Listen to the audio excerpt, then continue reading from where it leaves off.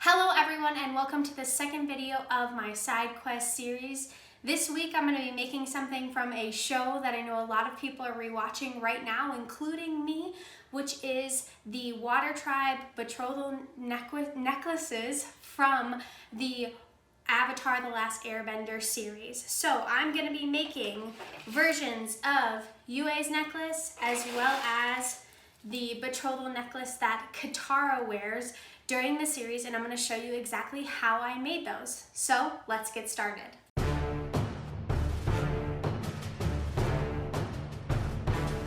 For this project, I was actually making my own 3D models. So this, you can see me spanning around my Katara necklace that I created in TinkerCAD. What's great about TinkerCAD is it's free, and anything that I created in it, I could resize or refunction depending on whether it was too big or too large. So I really recommend TinkerCAD if you are interested in trying to create some 3D designs. So after I exported all those things, I printed them on my Anycubic Photon resin printer, and this is me taking it off. As you can see, I'm wearing gloves so that, I don't hurt myself by touching any of this resin, so that I can keep safe. I also have a mask on. And what I'm going to do with these pieces is I'm actually going to push them off of the build plate. And then, see, I forgot a towel. I'm gonna push them off the build plate, and then I'm going to cut off all their supports before I put them in the water. Now, with this clear blue resin, it is water washable. So I did not have to put it first in isopropyl alcohol or anything like that. I just had to wash it with water.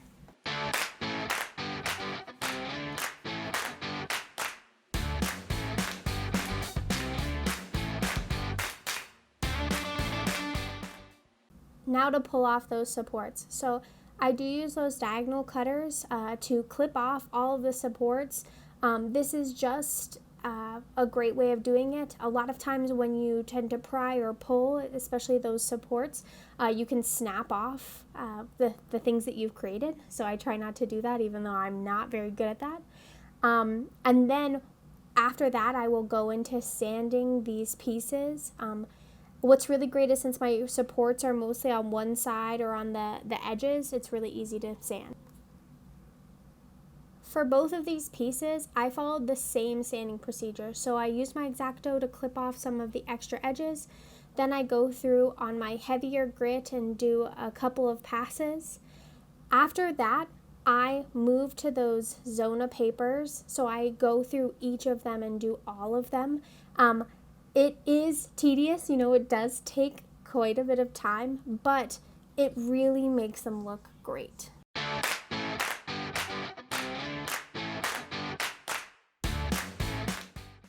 In order to put the necklace together, these are all the supplies that I used. You can find links to those supplies in the description below, but I wanted to show you all those pieces laid out. So after you've cut the length of ribbon that you want to, I use those alligator clamps on the sides with rings so that if somebody needed to extend the choker or if I wanted it to be less loose or less tight on my neck, that's how I would do it. The great thing about the polyester ribbon is that when you cut a hole in it, you can actually use I use just a simple lighter to make sure that it does not fray at those edges. Then it just simply is putting a ring through that hole that you've created in that center and then clamping the D-ring around. So this project, putting it together and clamping and making sure that the necklace was good took about 30 minutes. So it's relatively easy as soon as you have all of those supplies. And I have a list of those supplies in the description box if you're interested in making your own.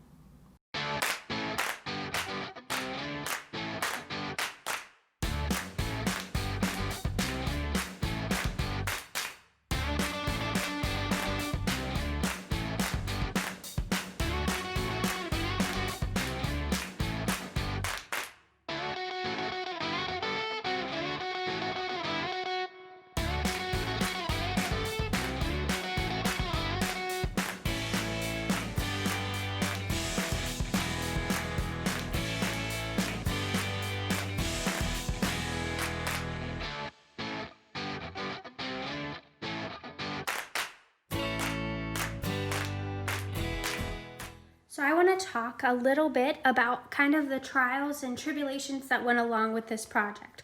So when I'm working and trying to get the perfect resin pieces, it takes a couple of times to figure it out. So these are my first time, I was working in TinkerCAD and trying to figure it out. And when I printed these out, I realized, well, they're kind of too thick, and also they're a little bit heavy. They wouldn't really work for necklaces. So you can see kind of the difference between, first trial and the eventual size that I got to. The other thing is that as you're printing, you might get into some hiccups. So, this was the final piece. It looks similar, but when I was printing it, it had a flaw in the top. That means that I didn't support it correctly. So I went back and actually had to re-support it in Chitubox, as well as there were some issues right here. A lot of times what happens, especially when I'm printing with that water washable resin, is if I leave it too long in the water, it will start to basically break apart where the layers are.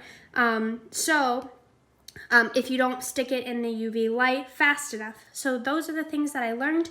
I want you to learn from my failures as much as my successes. So I hope this helps you in your process of either making your own necklace or figuring out, whether or not you want to have a resin printer. Thank you so much for watching this video. If you have any questions of how I made it, or you want to see more making videos, like and subscribe to this video and comment below. You will see in the description a blog post link that you can click on to see step by step of how I made these along with this video. And happy making!